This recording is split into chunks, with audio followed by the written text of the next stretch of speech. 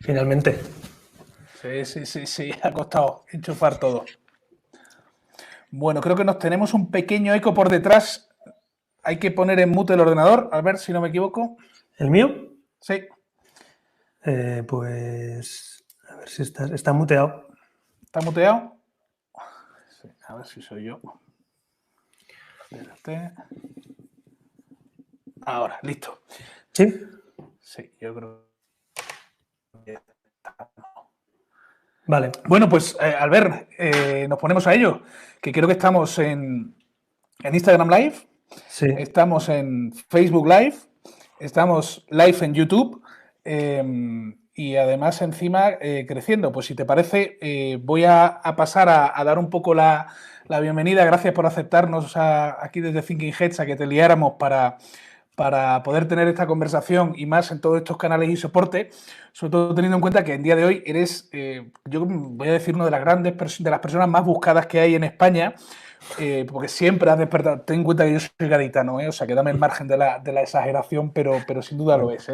Sabéis que nosotros en Thinking Heads estamos organizando una serie de webinars que se están convirtiendo en unos clásicos para llevar el confinamiento y para que sirvan un poco de esta puerta al conocimiento, ¿no?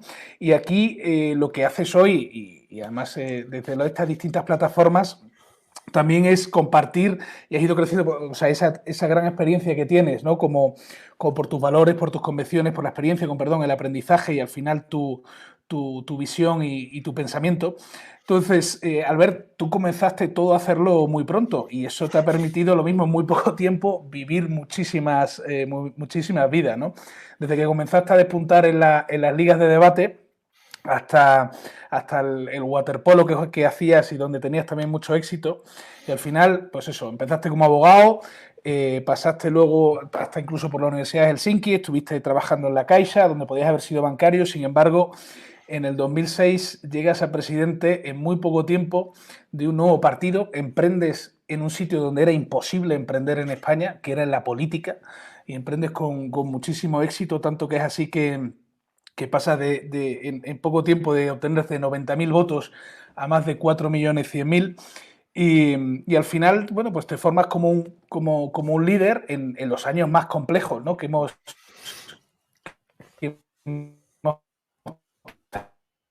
tenido.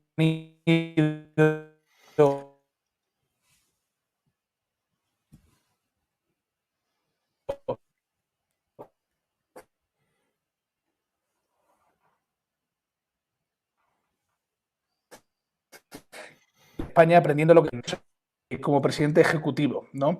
Y empiezas a escribir un libro, si no me equivoco, en todo este tiempo y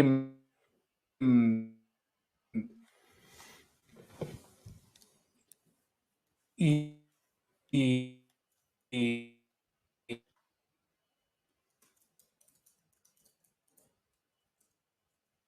y, y además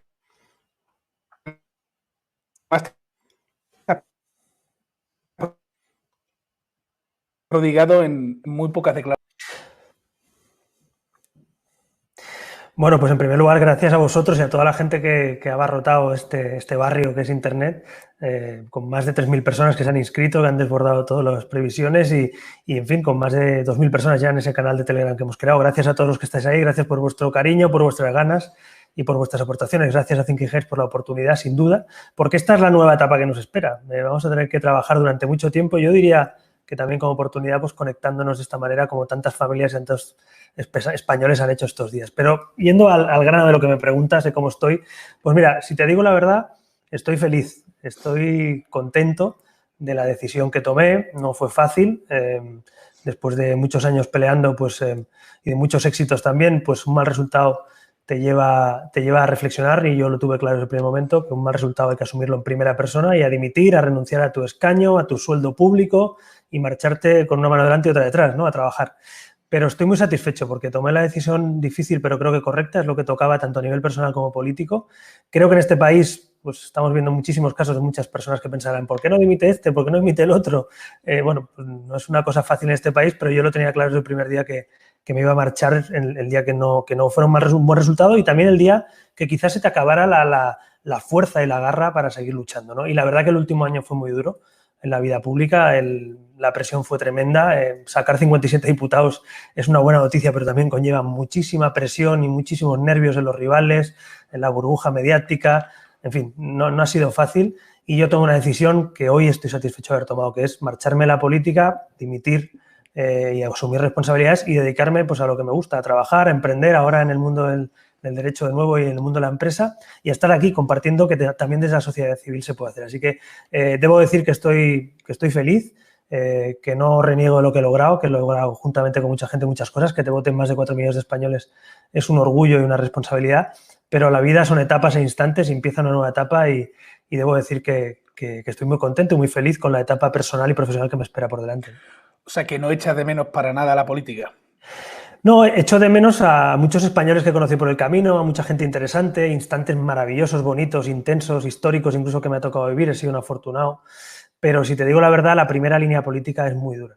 Y sobre todo, como seas un rival a batir y como seas libre y como intentes hablar claro y como intentes trazar tu propio camino, saliéndote un poco del guión, innovando de esas batallas históricas de nuestro país entre la izquierda y la derecha y quieras salir de ese guión, pues es duro, ¿no? Así que, bueno, no te voy a engañar, a veces pienso que es durísimo estar ahí y que ahora mismo, pues bueno, pues para bien o para mal, pues no estoy ahí y tengo también muchas otras ventajas. Y estar en el mundo de la sociedad civil y la empresa, pues también era algo que me apetecía, porque yo vengo de ahí. En mi casa hemos sido siempre autónomos y trabajadores y emprendedores y también es lo que he estudiado y la profesión que he querido ejercer. Así que es una etapa bonita para mí y en la vida hay que saber sacar provecho de los aciertos y los errores y sobre todo no mirar hacia atrás con temor ni con nostalgia, sino al revés, con orgullo de lo logrado, pero mirando siempre adelante, porque hay que siempre estar mirando al futuro y cambiando las cosas. Sí, porque de hecho en esta etapa de transición no has parado. Es decir, has aprovechado, incluso estamos esperando la publicación de tu tercer libro, ¿no? Un ciudadano libro. Albert, ¿cuándo podremos tener ese libro en nuestras manos? Pues mira, ese libro estaba previsto sacarlo en abril, la verdad, el 15 de abril. Yo lo escribí, tomé la decisión en diciembre, empezar a escribir. Hubo gente que me planteó el proyecto de diferentes editoriales, gente que quería, bueno, que escribiera un poco, no memorias, porque oye, tengo 40 años, ni me he muerto, ni estoy a punto de morirme, espero. Así que no tenía mucho sentido hacer unas memorias, pero sí un libro de experiencias, de circunstancias, de cosas que no he podido contar por mi responsabilidad o por sentido de Estado y que ahora puedo contar. Yo lo voy a contar todo, en ese libro lo voy a contar todo, ya lo he hecho y va a salir más adelante, no va a poder ser ahora porque pues, evidentemente la pandemia nos ha limitado a todos y el libro finalmente acabará viendo la luz en septiembre. Tengo muchas ganas de contarlo, de publicarlo. O sea, podemos ya contarlo que para septiembre seguramente lo podamos tener ya en nuestras manos. No, seguro, porque de hecho tenía la duda, y hablándolo con la editorial también, pero evidentemente con el aplazamiento de lanzamientos que ha habido, la Feria del Libro también se ha cancelado, las librerías acaban de abrir pero bajo pedido, es decir, las circunstancias son muy complicadas todavía para el mundo del libro y bueno, pues me hace mucha ilusión y tendrá que esperar un poquito más, pero os prometo a todos los que estáis ahí y a mucha gente que está en ese Telegram que intentaré dar algunas pinceladas o primicias antes de tiempo para que podáis ver si os apetece o no leer el libro. Qué bueno, pues estaremos atentos y comentaremos dónde está ese nuevo canal de Telegram que has abierto. Oye, yo para pasar un poco a preguntas de cómo está España, que la verdad que tenemos un momento convulso y complicado el que estamos viviendo ahora, y quiero ir un poco a la decisión, ¿no? De cómo vuelves a la sociedad civil a poder emprender desde ahí, como habías emprendido antes. Oye, ¿cómo fue la decisión de afrontar ese gran cambio en tu vida, ¿no? Es decir, la has indicado antes un poquito, pero si hubieses podido saber todo esto que iba a ocurrir ahora y donde de hecho una gran cosa que clama la sociedad civil es esa falta de liderazgo en muchos aspectos, y viendo cómo están las cosas ahora, ¿hubieras tomado una decisión distinta? No, creo que lo he pensado, lógicamente, como cualquier ser humano piensa en sus decisiones, pero lo he dicho antes, estoy satisfecho de haber tomado una decisión difícil pero correcta. Cuando uno saca un mal resultado y se siente partícipe y responsable y no se esconde, tiene que asumirlo en primera persona y de ahí dejas tu escaño. He renunciado pues a ese sueldo público de 200.000 euros durante una legislatura que te corresponde por tu escaño, he renunciado a estar en los cargos orgánicos de Ciudadanos.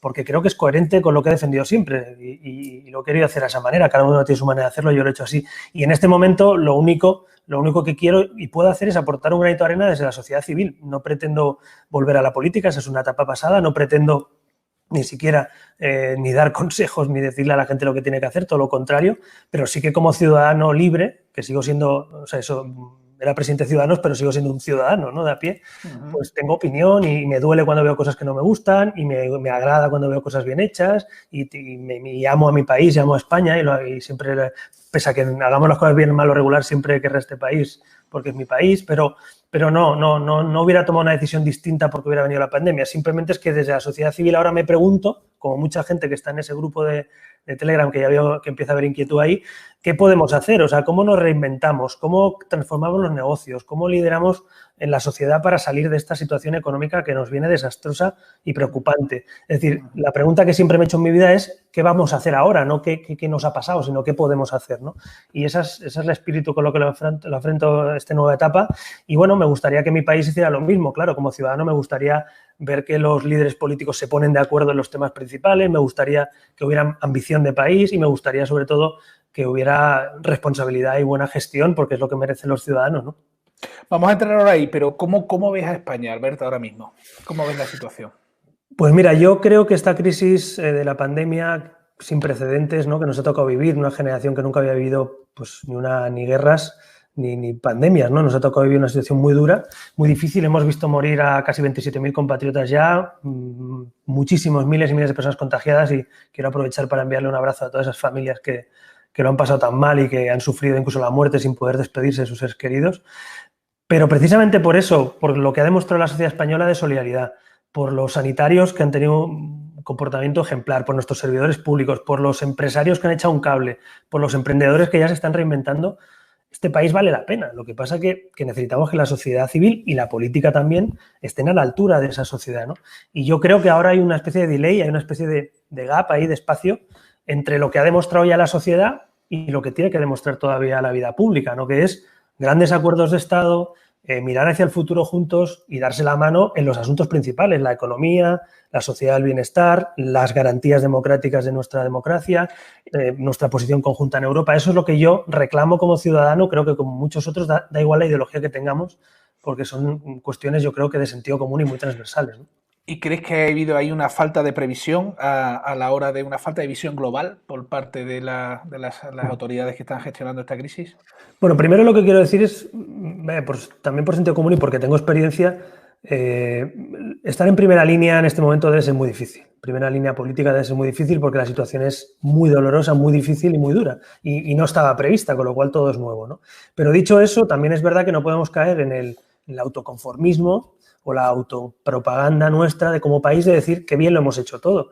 Porque la pregunta es muy clara. Si somos el país de los principales países, digamos, de nuestro entorno y uno del país con más muertos por habitante, algo se habrá hecho mal o algo habrá que corregir o alguna autocrítica habrá que hacer de la gestión que se ha hecho a todos los niveles, del gobierno nacional, gobiernos municipales autonómicos, Europa, pero la pregunta es obvia. Si somos líderes en muertes por habitante y si se han contagiado tantas personas en nuestro país y llevamos confinados muchísimo tiempo en este país, alguna cosa habrá fallado, ¿no? Y yo lo único que veo es que falta esa autocrítica, decir, pues es verdad, nos hemos equivocado, o no hicimos una previsión a tiempo, o nos despertamos tarde, o perdón, o sea, un perdón, una palabra que es perdón, lo siento, me he equivocado. Bueno, no pasa nada, yo creo que perdonar errores se pueden perdonar, lo que no se puede es caer en la autopropaganda de qué maravillosos somos y estamos no sé qué en el ranking, que eso es lo que a la gente le cabrea y lo entiendo, ¿no? Con razón. Yo pediría autocrítica, buena gestión y si hay que entonar un mea culpa y pedir perdón no pasa nada, porque la sociedad creo que está bastante más preparada para abordar la autocrítica y la imperfección que no a veces la política, ¿no?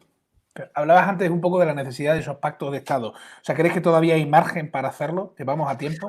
Es que yo la pregunta que me hago es ¿por qué no están ya encima de la mesa? Es decir, se habla mucho de los pactos de la Moncloa, yo los he defendido muchas veces también como un paradigma de un acuerdo social y económico y creo que en este momento no hay ninguna duda de que España, por las durísimas circunstancias económicas que nos vienen, vamos a tener bueno, tenemos ya más de 7 personas entre los ERTE y los ERE que no tienen trabajo o que están temporalmente sin trabajo, más los autónomos. Es decir, vamos a ir a un país que prácticamente la mitad del país va a estar sin trabajar y eso es letal, ¿no? Vamos a tener, por otro lado, un endeudamiento, pues dicen que a 120% del PIB. Vamos a tener una prima de riesgo que en un momento dado se podría disparar si no actuamos rápido. Es decir, a mí me parece fundamental y creo que vamos tarde, sinceramente. Creo que esos pactos de Estado ya tenían que haber estado encima de la mesa y es verdad que todos los agentes tienen que sentarse, agentes sociales, sindicatos, patronales, partidos de la oposición, pero quien tiene que liderarlos es el gobierno. O sea, es decir, es que no se me ocurren los pactos de la Moncloa sin la figura de Suárez, ¿no? O no se me ocurre sin los líderes de la oposición principales o los patronales o sindicatos. Es decir, el liderazgo tiene que venir de quien gobierna, que tiene que pedir ayuda en vez de renegar de esa ayuda o criticar a la oposición. Y yo por eso creo que la oposición tiene que tender la mano para unos pactos de Estado, pero con un gobierno que quiera pactar y con un gobierno que ponga encima de la mesa fecha, hora y agenda para esos pactos. Los pactos de la Moncloa se hicieron así y se estuvieron unos cuantos días trabajando juntos hasta que salieron con un gran acuerdo y todo el mundo cedió, ¿no? Entonces, a mí me gustaría como español sentirme reconfortado y decir, hombre, pues más allá de ideologías se han puesto de acuerdo y van a apoyar a las empresas, a las familias o a los trabajadores, ¿no? Y bueno, yo lo he hecho en falta y creo que vamos tarde, sinceramente, porque las circunstancias que vienen económicas lamentablemente son preocupantes y habrá que exigir a nuestros líderes políticos que esos pactos de Estado se pongan encima de la mesa y que el gobierno los lidere. A ver, tenemos muchas preguntas del público y también de periodistas. Recuerdo el público que estamos en Facebook, Instagram y LinkedIn también, lo podéis ver en el enlace para acceder es bit.ly Telegram Rivera, ¿vale? Está aquí abajo. Está ahí abajo ese. Parecía un código de wifi de esos de sí. Entonces, para que los que queráis podáis lanzar preguntas. Entonces, yo voy a dar paso a mi compañera Laura de Thinking Head, que es gerente del equipo de consultoría. Vamos a intentar hacer, porque estamos aquí combinando con todas las herramientas tecnológicas para estar en cuanto más soporte posible. Laura va a entrar aquí y se va a ver en todos los sitios menos en el Instagram Live. Entonces, lo que vamos a hacer luego, si te parece, Albert, es repites la pregunta que nos han hecho los periodistas y la contestamos. ¿Te parece? Venga, Laura, vamos a dar entrada a Laura, por favor.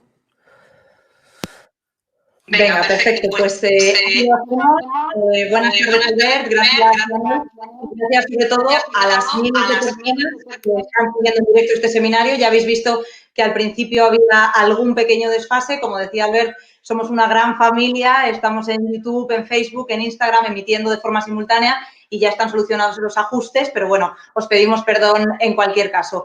Precisamente, como sois miles, pues bueno, os recordamos, ¿no?, que la conversación digital, que también está muy movida ahora mismo en Twitter, acabo de meterme para verlo, todo lo que queráis comentar con el hashtag RiveraWebinar, ¿vale?, que lo veréis también en el faldón, aparecerá por aquí debajo. Y bueno, con estas cifras nos han llegado, como decía Daniel, muchísimas preguntas de actualidad, así que vamos a empezar, si queréis, por las de nuestros compañeros periodistas. Muchas de ellas le piden a Albert Rivera su reflexión sobre el papel que la política debe jugar para sacarnos de esta crisis sanitaria, que ya sabemos, ¿no?, como estabais comentando, que también es una crisis de liderazgo y una crisis económica. Así que vamos a ello. En primer lugar, desde la SER, desde El Mundo, desde ABC, le piden que haga una valoración sobre el apoyo que está dando Ciudadanos en este momento al Gobierno de España. Vimos cómo los votos de la formación que usted fundó y que ahora lidera Inés Arrimadas permitieron a Pedro Sánchez la semana pasada la cuarta prórroga del estado de alarma. Ayer mismo una reunión entre ambos, entre Arrimadas y Pedro Sánchez. Hoy Ciudadanos ha vuelto a tomar distancia del Gobierno al no apoyar ese decreto para reactivar la justicia tras el parón por el coronavirus. Le preguntan distintos medios cómo ve este viraje ideológico de Ciudadanos, si usted hubiera apoyado, si hubiera votado sí a la prórroga del estado de alarma o si le incomoda esta decisión de Ciudadanos, y también le preguntan qué le parece ese hipotético todavía apoyo de la formación naranja a unos presupuestos de emergencia si finalmente salieran. Bueno, pues yo en esto creo que los que me conozcan un poquito, pues les voy a decir algo que les sonará y que he sido coherente siendo presidente de Ciudadanos y ahora que no lo soy, ¿no? Yo creo que los presidentes de los partidos, las ejecutivas democráticas de los partidos, tienen toda la legitimidad del mundo para tomar decisiones y todas las obligaciones también para tomarlas, para representar a los ciudadanos que les han votado. Yo lo hice, lo ejercí, nunca quise que nadie ni me tutelara, ni me dijera lo que tenía que hacer, ni lo que no tenía que hacer, si no fueran los militantes de un partido o la dirección de un partido y que luego juzgaran los ciudadanos o los militantes, ¿no? Y yo en este caso, fuera de la política ya y con absoluto respeto y todo el respeto que tengo a mis compañeros y amigos, que tengo también muchos todavía en Ciudadanos, pues no voy a entrar a decir si me parece bien, mal o regular, o esto lo has hecho bien, esto mal, porque cuando uno toma decisiones cada día, acierta muchas veces, a veces se equivoca, a veces corrige y es legítimo, ¿no? Así que entenderéis que precisamente para que Ciudadanos pueda actuar con absoluta libertad y para que yo no sea un jarrón chino precisamente de la política como algunos expresidentes de partido, me voy a mantener absolutamente respetuoso, porque son ellos los que tienen que tomar las decisiones, pero eso también, evidentemente, por eso estoy aquí, por eso hablamos y por eso cualquier ciudadano puede hablar, pues claro que tengo opinión de la actualidad o de lo que quiero hablar, acabo de hablar de algunas cosas de esas, ¿no? Pero no voy a entrar en eso, primero, porque Ciudadanos para mí es como un padre, como un hijo, da igual, porque lo fundamos y además es una obra política de la que estoy muy orgulloso, lo he dicho antes, y por otro lado porque tienen que tomar decisiones sin ningún tipo de tutela ni de condicionamiento, ¿no? Por tanto, no soy yo quien tiene que decir lo que tiene que hacer Ciudadanos, pero sí lo he dicho antes, opinaré lógicamente como ciudadano y lo estoy haciendo aquí porque, bueno, he renunciado a ser cargo público, pero no he renunciado a ser ciudadano español y a pagar impuestos y ser libre, ¿no? Entonces, en ese sentido no voy a entrar en polémicas tampoco porque me parecería muy injusto y creo que me marché en 24 horas de Ciudadanos, dejé muy buenos amigos allí y les deseo lo mejor y creo sinceramente que España necesita un partido liberal fuerte, pero las decisiones que tome la ejecutiva pues serán su responsabilidad y serán su libertad para tomarlas y yo nunca voy a ser un problema para eso. Bueno, pues con ese buen deseo para Ciudadanos nos quedamos. Si le pregunto por la oposición y por el papel de Ciudadanos, también hay medios como Voz Populi, como El Confidencial, o veo por aquí también como Radio Nacional, que quieren conocer su visión sobre la gestión del gobierno de esta crisis. En las últimas horas hemos sabido que el Ejecutivo ha propuesto a los grupos prorrogar el estado de alarma una vez más, no otros 15 días, como viene siendo habitual, sino todo un mes para gestionar o intentarlo al menos sin sobresaltos parlamentarios esta desescalada. Le preguntan como jurista si cree que este nuevo plazo plantea algún problema legal, si lo ve necesario, y también le piden una reflexión un poco más general sobre cómo lo está haciendo la coalición PSOE-Unidas Podemos y cuánto cree usted que debe intervenir el Estado ante una crisis sanitaria de este calibre sin dejar caer tampoco a la economía. Bueno, mira, yo estos días observo y veo, y además conozco el mundo político y mediático y veo con atención lo que se dice, lo que cada actor político pronuncia, los comentaristas, periodistas también lo analizan. Y a mí lo que me tiene un poco, no sé si fascinado o preocupado, no sé qué decir, es que parece que hay una vieja dicotomía o absurda dicotomía, como si hubiera que escoger entre salvar vidas y salvar empleos, o salvar vidas y llenar la nevera y comer. Entonces, es que no es una dicotomía, es que si no tenemos recursos económicos no podremos financiar la salud ni la sanidad, ni podemos salvar vidas, y si no somos cautos con esta desescalada y nos ponemos mascarillas, utilizamos el gel, mantenemos las distancias, si no cumplimos la normativa, pues volveremos a caer, ¿no? Así que yo como ciudadano intento, pues eso, sentido común, oiga, claro que hay que reactivar la economía y habrá que hacerlo con prudencia, pero el país se tiene que poner en marcha. Así que yo creo que no puede haber un estado de alarma permanente en el tiempo, porque el estado de alarma es eso, es justamente una cosa concreta para un momento concreto de la historia, y yo lo que planteo y lo que yo pediría, en este caso como ciudadano, es claridad, que nos digan qué pasos se dan, cómo se dan, que cuente con el máximo apoyo posible. Ese plan de desescalada no puede ser solo del gobierno, tiene que ser del país, de todas las comunidades, de los municipios, de la oposición, de los agentes sociales. Si tú haces un plan de desescalada que solo lo haces tú como gobierno, que no lo comunicas o no lo pactas con la oposición, que no lo conocen los agentes sociales prácticamente,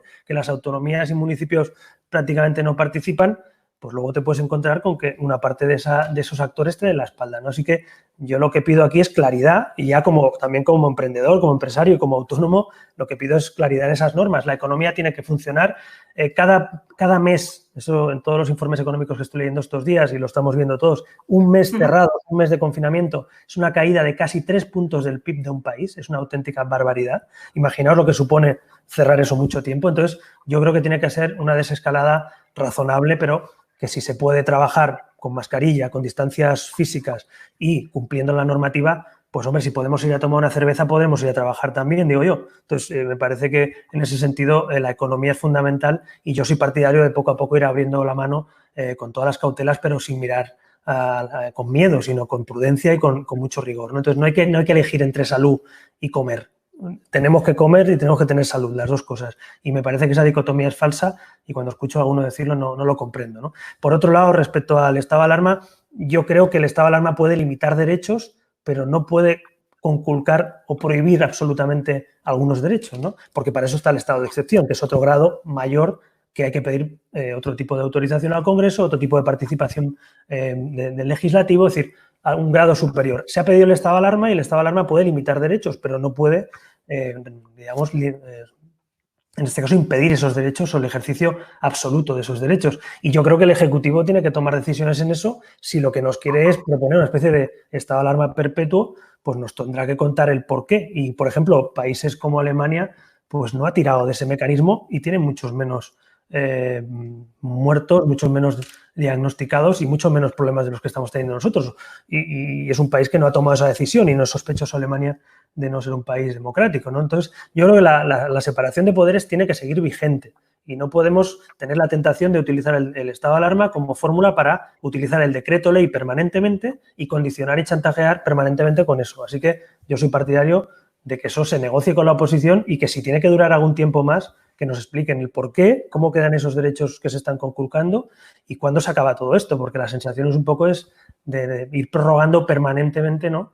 Y eso me parece que choca con esos valores democráticos y yo pido como demócrata que el estado de alarma sea una excepción, no una norma. Hablaba justamente de la posibilidad de tomarse una caña, pero no de ir a trabajar a la oficina. En este sentido, le pregunta a Reason Why qué papel cree que debe jugar la colaboración público-privada en esta próxima recuperación económica, por ejemplo, en sectores tan estratégicos como el turismo. Hoy mismo escuchábamos algunas recomendaciones, ¿no?, de la Comisión Europea para ver cómo se canaliza también ese flujo turístico vital y fundamental para España. Y otra pregunta más que le hace Reason Why, ¿qué lecciones de liderazgo considera que nos va a dejar la gestión de esta crisis?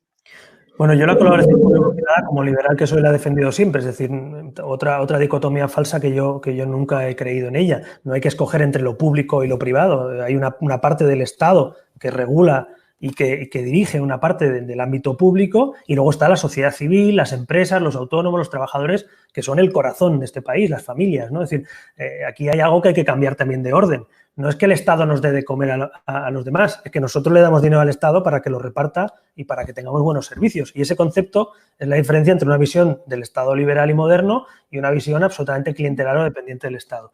Y yo, lo que me preocupa estos días es que empiezo a ver ya anuncios de algunas políticas y de algunas visiones obsoletas políticas, a mi juicio, que empiezan a conducirnos otra vez a esa idea de Estado clientelar. No, yo te doy el dinero, no, yo te doy una paga, no, yo soy el que decido cuánto te doy y cuándo no te doy. O sea, el Estado nos tiene que ayudar a sobrevivir de este tsunami brutal que es la pandemia. Nos tiene que ayudar a sobrevivir porque ese es su papel, ayudar a la sociedad y darle ese retorno, pero a sobrevivir, pero no que nos diga cómo tenemos que vivir y no que condicione nuestras vidas. Así que yo como ciudadano me parece fantástico que el Estado ayude a las empresas a que no se pierda empleo, me parece fantástico que quien no tiene para comer o para vivir, por supuesto, pueda tener un ingreso mínimo, pues lógicamente temporal y además condicionado, supongo, pues a buscar trabajo y otras muchas cuestiones, es decir, no que no sea una cosa simplemente clientelar, sino que sea una cosa condicionada en el tiempo, pero siempre y cuando el Estado haga esa participación temporal, no de por vida, ni mucho menos como una fórmula política clientelar, ¿no?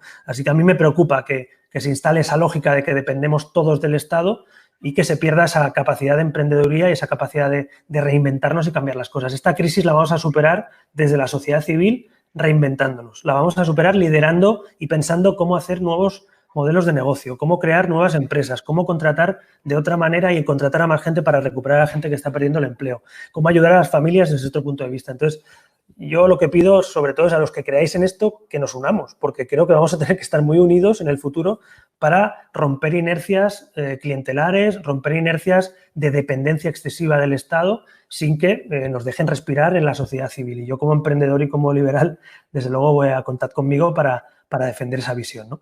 En cuanto a a los papeles, digamos, de los diferentes sectores, hombre, por supuesto, lo he dicho antes, en los pactos de Estado no estaban solo los políticos, estaban los empresarios y estaban los trabajadores o sus representantes. Por eso es fundamental que vayamos a unos pactos de Estado donde se escucha a las empresas, porque no conozco un solo país próspero del mundo sin empresas. Pensadlo. ¿Hay algún país del mundo próspero que no tenga muchísimas empresas y que no funcionen bien las empresas? No lo hay. Los países prósperos tienen grandes empresas, buenos servicios y buenos trabajadores y, por tanto, prosperidad y una visión, digamos, social de la sociedad, o sea, una visión de pertenencia, en definitiva, a esa sociedad y un punto de vista social en su organigrama jurídico, ¿no? Pero nosotros, como país, no podemos dejar a las empresas de lado. Ahora mismo lo importante es que esas empresas no destruyan empleo, que las empresas tengan liquidez, porque son la gallina de los huevos de oro, son los que van a dar recursos y recaudación al Estado. Si nos las cargamos, pues la gente pondrá las llaves colgadas encima de la puerta y se irá. O los que tienen que invertir en España saldrán corriendo, ¿no? Así que yo creo que es muy importante que en este momento haya un mensaje claro de seguridad jurídica y de apoyo inequívoco a las empresas y a los emprendedores, porque ellos son los que nos van a sacar de esta crisis, ¿no? Bueno, pues ya le adelanto que ese titular que ha dado de no perpetuar el estado de alarma está siendo comentado en redes sociales. Si te parece, Dani, retomas tú y luego recuperamos alguna pregunta más de las que se ha hecho por el chat de Instagram, de Telegram, perdón.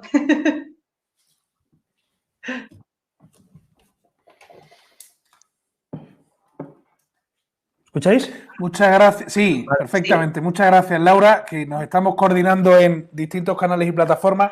Albert, rápidamente por hablar del tema que has hablado, ¿no? Del tema de la economía y del emprendimiento.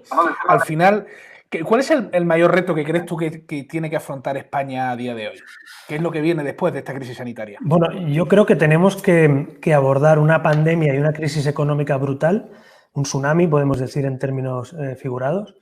Tenemos que asumir que tenemos un tsunami encima de la mesa y lo primero que hay que hacer para abordar un tsunami es ser conscientes de que no es una ola cualquiera, ni que estamos en la orilla poniendo la toalla en un lado o en otro, sino que viene un tsunami. Y cuando viene un tsunami tienes dos opciones.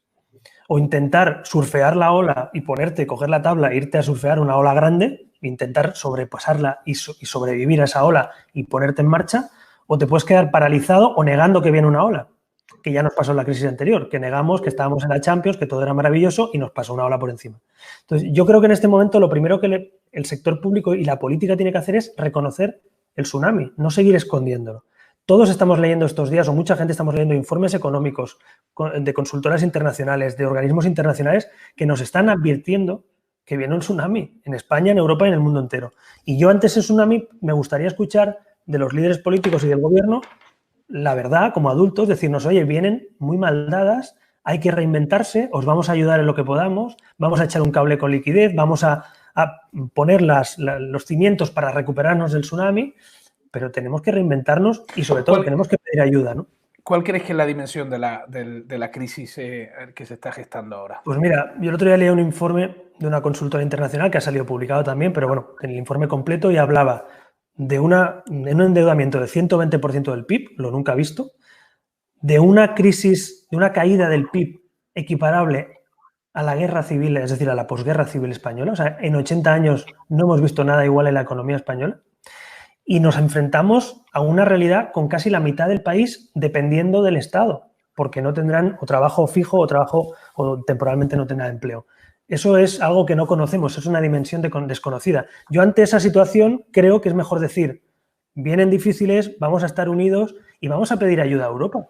Vamos a hablar claro. Lo estamos muchos hablando en privado ya y muchos lo están diciendo en privado y no se atreven a decirlo en público. Pero es la realidad. Sí, habrá que pedir ayuda a Europa para que Europa nos ayude y seguramente porque nos pondrá también condiciones y que tengamos que hacer los deberes. O sea, estás hablando de que pidamos nosotros un rescate antes que...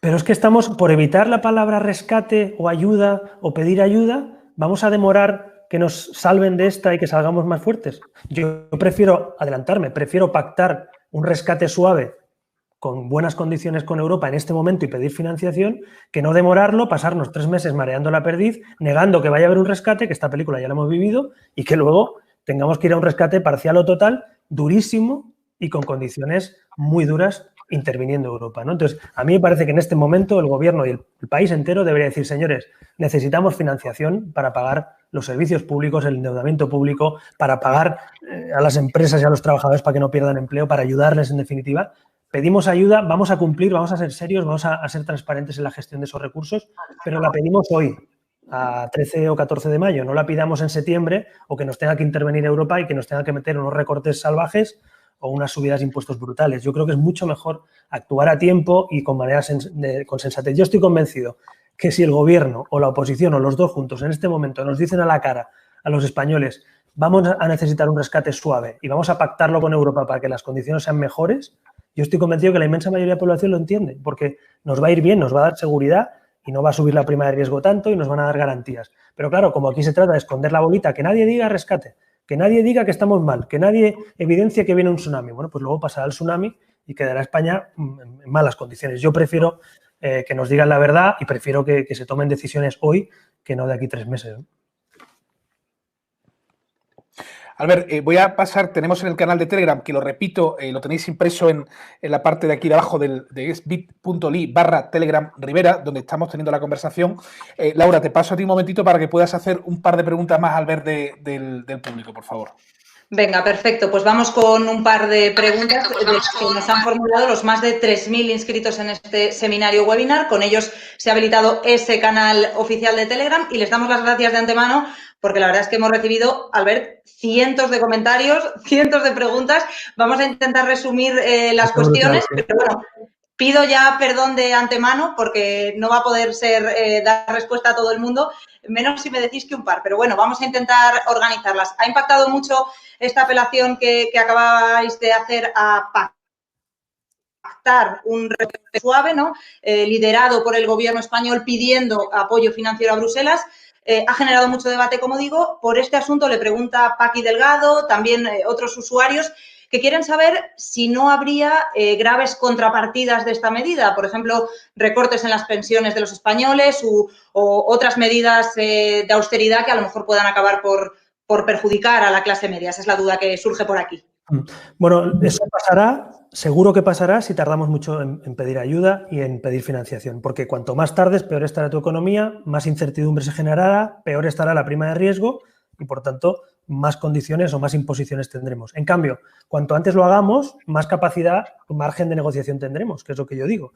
Que la gente te preste dinero no te lo presta gratis. Si Europa nos presta miles y miles de millones para pagar nuestras pensiones, nuestra sanidad o nuestra educación, pues seguramente nos pondrán condiciones de cómo se gestiona ese dinero, de si va a parar finalmente a las empresas y a los trabajadores o se queda por el camino, de cuáles son las estructuras políticas y administrativas españolas, que a lo mejor es buen momento también para plantearse si no hay que suprimir duplicidades y quitarle grasa y digamos, al Estado para que eso esté en manos en el bolsillo de los ciudadanos. Es decir, que a mí me parece muy interesante que se abra un debate de qué es prescindible y qué es imprescindible. Pero lo que tengo claro es que como tardemos mucho, cuanto más tardes, más duro es el rescate.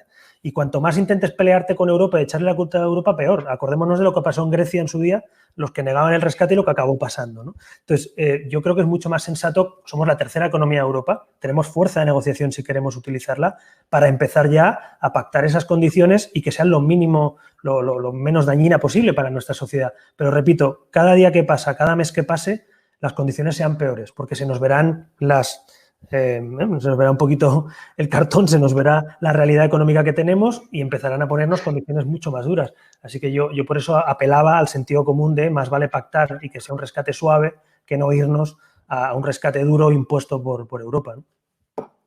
Minimizar esa condicionalidad europea en todo caso. Usted ha estado siempre muy del lado de autónomos y pymes, ha sido una de sus banderas, no solo políticas, sino también, diría incluso que personales, ¿no? Comentaba antes, su familia tiene un negocio familiar de emprendimiento.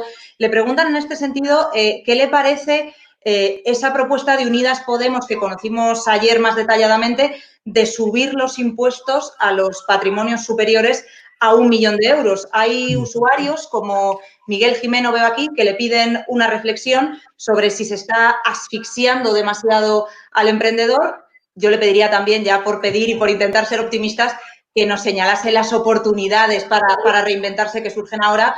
Entiendo que, por ejemplo, a través de canales digitales, ¿no? Este seminario web es un ejemplo clarísimo. Bueno, en primer lugar, sí, perdona, Dani. Repito la pregunta para Instagram. Sí, nos preguntan algunos usuarios en el canal de Telegram por los autónomos, por los emprendedores y también por la anunciada presión fiscal que parece que quiere subir el gobierno, ¿no? En primer lugar, autónomos. A mí me parece tremendo que las noticias que estamos viendo estos días. Muchos autónomos están cerrando sus negocios. No les vale la pena seguir adelante. Y os confieso una cosa. Mi madre y mi tía, que tenían un pequeño negocio familiar, pues han cerrado. Como muchos, porque no les salen los números, porque si tienen que seguir trabajando y peleando y no hay ingresos y no hay ayudas y se ven en una situación muy complicada, haces números y dices, bueno, no me sale a cuenta con 60 años seguir adelante, ¿no? Y el caso de mi madre o mi tía, pues mujeres autónomas, emprendedoras y trabajadoras toda su vida, que con todo el dolor de su corazón tienen que cerrar su negocio, pues les habrá pasado muchísima gente estos días, ¿no? Entonces, mi reflexión es, si a los que se la juegan no les ayudamos, si el dinero del ICO, la mitad no llega porque hay burocracia y falta de agilidad. Si la gente que se queda en el paro y eres autónomo no tienes paro como lo tienen los trabajadores por cuenta ajena. Pues no estamos dejando a una parte del motor gripado, no estamos dejando que uno de los principales motores de España gripe, que son los autónomos, que generan 1 de cada 3 empleos de este país. Este es un país básicamente de autónomos y pequeñas empresas. A mí me da mucha pena y mucha tristeza que los autónomos a veces no les escuchen suficiente y que, por ejemplo, no se les haya condonado. Una cosa es aplazar y otra es condonar. Yo creo que la cuota de autónomos, que son para mucha gente llegar o no llegar a fin de mes en este momento, pues no se les ha condonado, se les ha aplazado, en ese caso, el pago de las cuotas. Ha peleado mucho la Asociación de Autónomos, con la que además tengo una fantástica relación de siempre y reconozco ese trabajo que han hecho las asociaciones de autónomos, pero no es suficiente, hay que ayudarles más y hay que echarles un cable. Por otro lado, impuestos. Mirad, yo es que creo que en este momento que la gente va a empezar a tener problemas para pagar el alquiler, la hipoteca, para mantener su negocio a flote, para llenar la nevera, lamentablemente. Vamos a empezar a ver a gente que va a caer en el umbral de la pobreza. Esa situación, si tú encima les pones un impuesto a la gente, va a ser complicado. Ahora sale Podemos pues con los impuestos mágicos, que son los impuestos para las grandes fortunas. Esa entelequia, que dices, grandes fortunas, bueno, pues serán malvadísimos y habrá que ir a por ellos, ¿no? Porque es lo que les viene ganas a los populistas, ¿no? Bueno, pues resulta que quieren decir que si tú tienes y has ahorrado durante toda tu vida, una familia ha ahorrado 1 millón de euros currando, no robando ni atracando un banco, currando, trabajando con tu sudor, con tus impuestos, personas que muchas de ellas pagan el 40 y el 45% de renta, que les quitan casi la mitad de su sueldo, a esa gente viene Podemos y les dice, oye, tú que has trabajado tanto, tú que has ahorrado mucho, tú eres peligroso, te voy a meter 20.000 euros de sablazo en la declaración de renta de salida porque tienes una casa o 2 casas o porque heredaste de tu padre una casa o tienes un negocio familiar. Este es el país que queremos, que a los que se la juegan, que a los que ahorran, que a los que emprenden, que a los que hacen bien las cosas les castigamos y eso sí, luego decimos que eso lo repartimos entre todos y nos quedamos tan anchos. No, pues mira, los impuestos populistas solo van a provocar que la gente que tenga recursos se marche de España, que la gente que puede venir a España no venga y se vaya a otros países. Y mira, la paradoja, las circunstancias de la vida. ¿Sabéis dónde va a ir mucha de esa gente? A Portugal. Un gobierno de izquierdas que en vez de subir los impuestos los está bajando. Fíjate la paradoja y la diferencia de cómo lo hace el gobierno de Portugal con una Golden Card y una fórmula de atraer talento, atraer emprendedores, atraer gente que puede tener recursos y los atraen. Y aquí los ahuyentamos con Iglesias cogiendo el espantajo del impuesto populista, ¿no? Pues yo estoy absolutamente en contra de este tipo de políticas que hacen un titular, pero que van a generar una economía peor y sobre todo que va a ahuyentar a cualquiera que quiera ganar dinero y a cualquiera que quiera venir a España a ahorrar dinero o a invertir dinero. Yo a la gente que viene a España a invertir les aplaudo y les pongo una alfombra roja. Yo a la gente que ahorra, trabaja y se esfuerza les aplaudo. A mí me lo han enseñado en mi casa. A mí no me han enseñado en mi casa a que no hay que esforzarse. Me han enseñado a esforzarme. Y me han dicho que es mejor ahorrar que no ahorrar. Y me han dicho que es mejor esforzarse y trabajar que no que te regalen las cosas. Bueno, pues eso que he aprendido en mi casa, que creo que hemos aprendido muchos españoles de nuestros padres, pues es un poco contradictorio que te digan, si te van muy bien las cosas, voy a por ti. Hombre, pues mire, yo creo que es al revés. Si hacen muy bien las cosas, deberíamos ayudar para que te salgan mucho mejor y para que contrates a mucha gente y para que generes más riqueza en este país, ¿no? Así que yo estoy en contra de esas políticas populistas. Bueno, respuesta muy contundente de Albert Rivera. Le hacen más preguntas de carácter personal, las tengo que plantear por lo menos porque son muchísimas. Paula, Diego Gil, María, Javier Elías, le preguntan si echa de menos la política y si tiene pensado volver a la política activa. Creo que aquí hay bastante gente con ganas. Antes ha hablado de esto con Daniel, pero bueno, ahí lo planteo. Y sobre la reconstrucción europea y cómo cómo saldremos de ella, ¿no? Si con un rescate suave o finalmente no. Le pregunta a Bruno Durán si cree que esta crisis y esta pandemia sanitaria romperá definitivamente el proyecto europeo, la cooperación entre los países comunitarios, si en definitiva peligra la Unión Europea. Bueno, lo personal lo he dicho antes, no.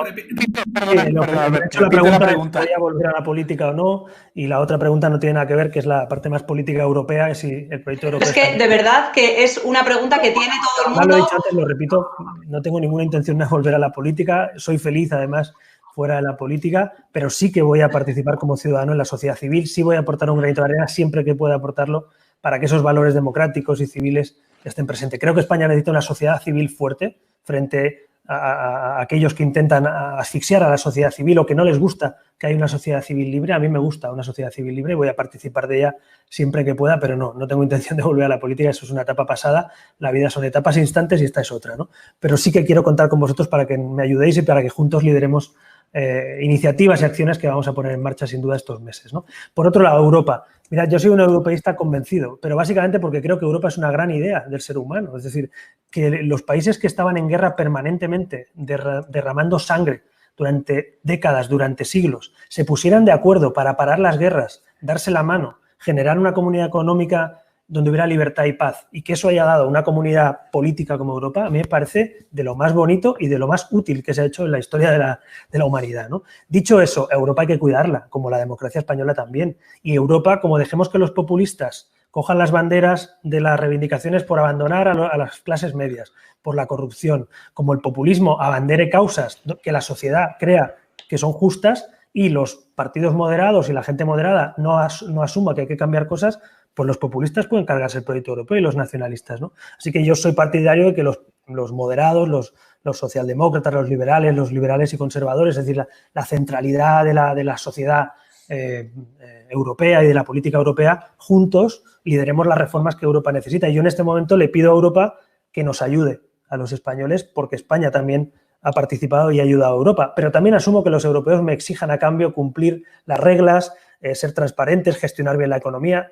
Oye, yo lo entiendo, o sea, si a mí alguien me va a ayudar, pues me dice a cambio, oye, pero devuélveme el dinero y haz las cosas bien. Pues eso es ser europeo, participar de ese club, ¿no? Digamos, de ese club de ciudadanos y de países. Así que yo no es que vea en peligro Europa, porque Europa nació precisamente frente al peligro permanentemente, pero sí que creo que si Europa en este momento no da la talla y si Europa no ayuda a muchos países europeos a levantarse de esta crisis y se lava las manos, pues entonces mucha gente va a empezar a cuestionarse si Europa vale la pena. Yo desde luego no lo haré porque soy un europeísta convencido, pero entiendo que haya gente que empiece a plantearse si no ve soluciones, ¿no? Así que yo le pediría a los líderes europeos, a mis ex colegas europeos también, que sean valientes y que tiremos adelante y reforcemos ese proyecto europeo, ¿no?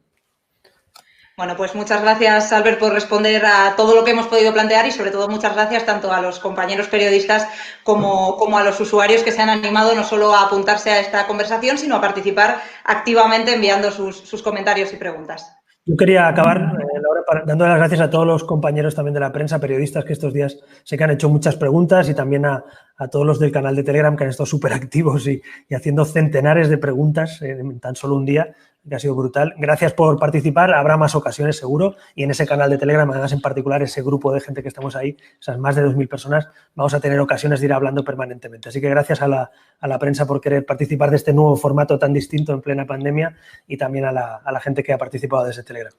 Estamos aprendiendo todos. Gracias. Nos quedan los últimos 10 minutitos, Albert, y yo hemos estado hablando de cómo has llegado tú, cómo estás tú ahora. Y luego hemos hablado un poco de la situación de España, hemos hablado de la situación económica y ahora me consta que estás muy preocupado con el tema del liderazgo y de la necesidad que tenemos y déjame que construya ahí. A mí me gusta mucho y tú piensas igual. Creo que el profesor José Antonio Marina decía que el espíritu emprendedor era una cosa que no necesariamente lo manifiestas en la economía. O sea, tú puedes ser un emprendedor, como has sido tú, en un campo como el de la política. Un funcionario público puede ser un gran emprendedor en un ministerio. Es decir, ahí tú quieres promover mucho ese papel del líder, ese papel del emprendedor, cada uno de liderar su propia vida, ¿no? Entonces, ¿cuál crees que es el papel que tenemos que tener o que tienen que tener los líderes ahora? Bueno, pues yo creo que no O sea, creo que el liderazgo es un atributo positivo siempre. Yo he escuchado a gente que para intentar criticar, conmigo lo han hecho y lo han hecho con otros líderes políticos, ¿no? Que hablaban de hiperliderazgo, ¿no? Como si existiera la hiperhonradez o la hiperbondad, ¿no? Pues no, mire, o eres líder o no lo eres, para bien o para mal, o tienes liderazgo o no lo tienes, pero es bueno. O sea, tener liderazgo es bueno porque ayuda a la sociedad, porque es gente en general, cada uno en su ámbito, que suele ser innovadora, que suele tirar del carro, que suele darle la mano al de al lado para sumarse a una idea. Entonces, el liderazgo a mí me parece en general un atributo positivo. Otra cosa es que alguien utilice el liderazgo para hacer cosas antidemocráticas o para hacer barbaridades, como también hemos visto a lo largo de la historia de la humanidad, ¿no? Pero yo estoy hablando de un liderazgo democrático, de un liderazgo que suma en la sociedad, que colabora con los demás. Y yo, eso siempre que he visto un líder y que identificas a un líder y lo ves, lo escuchas, lo detectas rápido, además, yo creo que es un lenguaje y una forma de actuar bastante común, creo que siempre aportan, ¿no? Y yo le pediría a mucha gente que está aquí escuchándonos hoy, mucha gente que está ya en ese canal de Telegram de líderes en el cambio, que nos demos la mano. Es decir, yo empiezo a ver y a escuchar y a leer estos días y hay gente que está escribiendo cómo gente se reinventa en sus negocios, cómo reinventan y se adaptan al confinamiento, pero a la vez para ofrecer sus servicios y seguir abiertos y no tener que despedir. Cómo hay gente nueva pensando en nuevos modelos de negocio y en nuevas oportunidades con la crisis para ofrecer servicios a la sociedad. Cómo hay gente que en el ámbito social también y de la solidaridad de este país está innovando cada día y reinventándose para seguir ayudando a la gente sacando de donde no hay, ¿no? Entonces, esa gente para mí es admirable, son los verdaderos protagonistas de una sociedad, ¿no? Los ciudadanos y especialmente los que lideran los cambios, ¿no? Así que a mí me preocupa que se vea incluso a veces con cierto temor a los líderes e incluso con cierto, en fin, en un país a veces también algunos con cierta envidia, otros con temor. Pues mirad, no. Tenemos que estar muy orgullosos de que en esta sociedad haya líderes en el deporte, líderes en la cultura, líderes en la empresa, líderes intelectuales, líderes políticos, líderes sociales y líderes emprendedores, ¿no? Así que yo en ese sentido siempre estaré al lado de los que tengan una buena idea y las quieren llevar a cabo, porque lo he hecho. Y luego también reivindico un liderazgo adaptativo, ¿no? Es decir, ¿qué es eso? Pues liderazgo adaptativo es adaptarte permanentemente a los cambios. Es decir, el liderazgo del siglo XXI no es tener una gran idea y no moverte de ella. El liderazgo del siglo XXI es tener una idea, llevarla a cabo y afrontar las dificultades, irte adaptando a esos cambios. Ahora mismo nos ha venido una pandemia que nos ha tirado por el suelo a todos los planes que tuviéramos para el 2020, cada uno en su ámbito profesional, familiar, económico, de cualquier otro tipo. Bueno, hay dos opciones, lamentarnos de todo lo que se ha caído o hacer lo que estamos haciendo hoy aquí, que es si no podemos hacer un evento físicamente, pues lo haremos en Internet. Y si podemos hablar con mucha gente de diferentes ámbitos para crear un grupo de líderes que nos ayudemos mutuamente, pues lo haremos en el Telegram. Y si podemos tener vídeos en YouTube para saber en qué nos podemos ayudar unos a otros, pues los tendremos. Es decir, me parece que eso es fundamental. Y finalmente, Dani, una reflexión. Una cosa positiva de esta crisis. No todo es negativo. Nos hemos digitalizado como si nos hubiéramos metido en una máquina del tiempo. Hemos visto a padres, abuelos, hijos, todas las familias conectarse a las redes, reunirse con sus familiares y amigos, trabajar y teletrabajar, comprar y mantener los servicios abiertos por Internet. Es decir, es como si nos hubieran dado un empujón, una especie de acelerón de partículas y nos hayan llevado pues 10 años adelante. O sea, tenemos una ventaja que no hay que perder. Esto que estamos haciendo ya no es el futuro, ya no es una necesidad de la pandemia, es el presente. Y yo le pediría a muchos líderes también que innovemos y no nos lamentemos, que este año y el tiempo que dure esta pandemia hasta que tengamos una vacuna, pues innovemos nuestros negocios, nuestras relaciones sociales para no caer precisamente otra vez en la pandemia ni en la enfermedad, pero también para seguir trabajando y poniendo en marcha el país, ¿no? Entonces, a mí me parece que hay una lección de esta crisis, que es que nos ha dado un empujón, ¿no? Y que nos podemos llevar mensajes positivos, que yo creo que también al final es esencial. Y creo que me contabas al principio que por eso has también organizado este grupo de Telegram para intentar ayudar a esos líderes en el cambio a poder manejarlo. Lo repito, lo tenéis impreso ahí abajo, bit.ly/Telegram Rivera. Y los compañeros y los amigos que estáis en Instagram también os va a ir apareciendo poco a poco que lo hemos puesto esa dirección, ¿vale? Quería hacerte un par de preguntas, si quieres, sí, antes de cerrar, Albert, en ese tema, y es un poco porque al final es lo típico que se habla un poco también del liderazgo. El liderazgo puede que no te vea más remedio, o sea, que te veas forzado a ser líder en la situación actual. Es decir, el contexto no te deja otro contexto más que sobrevivir. Dicen que la necesidad agudiza al ingenio, ¿no? Contaban que el mejor Maradona era el que jugaba cuando se moría de hambre. Cuando ya era millonario, al final no jugaba tan bien, ¿no? Entonces ahí la pregunta es, ¿cómo crees tú que el líder nace o se hace? Y lo que es más importante, ¿Un líder nunca desaparece? Yo creo que hay una parte, en fin, de carácter, de forma de ser de cada uno, ¿no? Tenemos todos nuestros atributos y nuestros puntos a mejorar o débiles, ¿no? Y eso es así, cada uno tiene sus atributos. Y el carácter y cómo te forjas y cómo has vivido y cómo ha sido tu infancia, tu adolescencia, tu etapa profesional. Pero yo creo que también hay mucho, sobre todo en el liderazgo adaptativo este que hablamos, hay mucho de crecimiento, digamos, día a día, ¿no? De aprendizaje. Yo creo que los líderes tienen que estar aprendiendo cada día. Yo no sé, una de las cosas que más me gustan de esta vida es aprender cada día y me quiero aprender cada día hasta que me muera. Quiero seguir aprendiendo cosas, quiero aprender de otras personas, quiero aprender de conocimientos de otros, quiero ver nuevos, en fin, innovar y ver cosas nuevas, ¿no? Entonces, me parece que esa innovación y ese crecimiento y ese aprendizaje son lo que moldean al líder durante esa vida, ¿no? Que tú tienes que tener tus genes, tu carácter, bueno, eso es una discusión más teórica que no quiero entrar ahí, ¿no? Que no tengo ni idea, ¿no? Pero lo que sí que veo es que tú cuando ves un líder lo detectas, ¿no? Y ves cómo se adapta y cómo... hace poco veía una TED Talk precisamente que hablaba sobre liderazgos, ¿no? Y decía una persona precisamente que contrataba gente de recursos humanos, dice, yo cuando contrato a alguien en estos momentos no le pregunto solo por su currículum y su experiencia, sino sobre todo le pregunto qué haría ante la adversidad. Le pregunto cómo solucionaría problemas en mi empresa. Dice, porque esos líderes, los que van a adaptarse a cambios, y fijar la que está cayendo, esos líderes que se adaptan a una pandemia o a una crisis cíclica o a una reestructuración de una empresa o a una nueva oportunidad, esos son los líderes que van a durar toda la vida, los de siempre, lo que tú dices. ¿Cuándo serán líderes? Si te adaptas a los cambios, serás líder siempre, ¿no?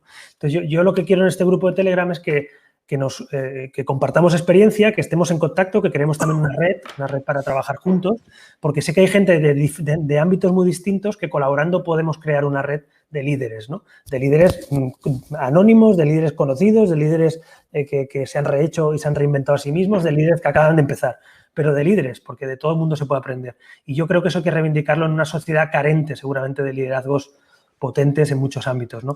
Y finalmente, en ese sentido, pues hombre, en el grupo este que estamos, yo lo que quiero proponeros ahí a todos los que os habéis apuntado ya, que sois más de 2000 y los que os estéis apuntando, proponer acciones conjuntas, proponer eventos también para formarnos y trabajar juntos y compartir el know-how que tenemos para ayudarnos, para hacer una cadena, ¿no? de colaboración entre liderazgos que en definitiva pueda repercutir en la sociedad española. Con nuestro granito de arena, pues ese grupo de líderes en diferentes ámbitos pueden ayudar a poner en marcha el país, a reinventarnos o a aprovechar oportunidades. Esa es la idea, ¿no? Claro, y ahí hay una cosa maravillosa que es precisamente el intercambio de ideas, ¿no? El intercambio de ideas, si, no sé, si yo quiero una kombucha, pues yo cojo, te pago y te doy la kombucha, es un intercambio de suma cero.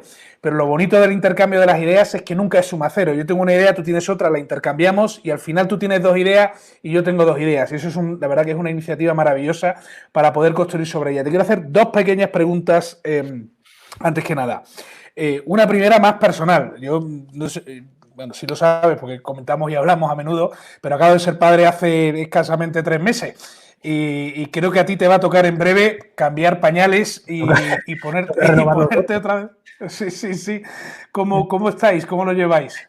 Bueno, la verdad que con muchas ganas, ya queda muy poquito, estamos a pocas semanas y con mucha ilusión y muchos nervios, muchas ganas ya de verle la carita a mi hija, ¿no? Y bueno, por otro lado también, pues pensando ya lo mismo que tú, Dani, pues te has tenido que has tenido que cambiar pañales, yo creo que eso es como ir en bicicleta, espero. Sí.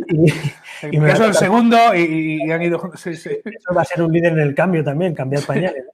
Entonces, vamos a tener que cambiar muchos pañales, combinado con todo el trabajo nuevo en el despacho, con cosas que hagamos aquí también de iniciativas como esta. Pero te digo una cosa, estoy muy feliz y no hay nada más bonito que esperar el nacimiento de un hijo y me apetece un montón y mi hija también está muy ilusionada, Daniela, y nada, todos en la familia estamos muy contentos esperando ya, deseando que llegue. Bueno, fantástico. Oye, una última cosita porque vamos a ser estrictos. Yo soy, como decía, gaditano, pero medio alemán. Me sale la parte germánica y no me puedo pasar. Buena combinación. Sí, oxímoron complejo, que dice mi mujer. Entonces, una última cosa que nos quiero dejar, una última idea que nos quiero dejar en estos líderes en el cambio. Para poder al final despedirnos y poder dejar dicho eso, oye, que es un grupo no es para desarrollo de política ni similar, sino es simplemente, oye, cómo los líderes en todos los distintos campos pueden un poco desarrollarse y poder formarnos y darnos ayuda entre unos y otros. ¿Y qué mensaje más te gustaría dejar, Albert, antes de cerrar este tema? Bueno, primero un agradecimiento general a todos porque habéis desbordado esto y eso es muy buena señal, es que la gente tiene ganas de sumarse a estas iniciativas desde la sociedad civil.